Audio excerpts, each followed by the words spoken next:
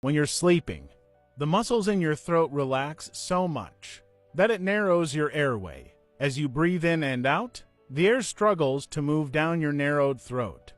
While your body pushes the air down, it makes the relaxed tissue in your throat vibrate. This creates the familiar snoring sound. And while it can be harmless, intense snoring can be a sign of oxygen deficiency.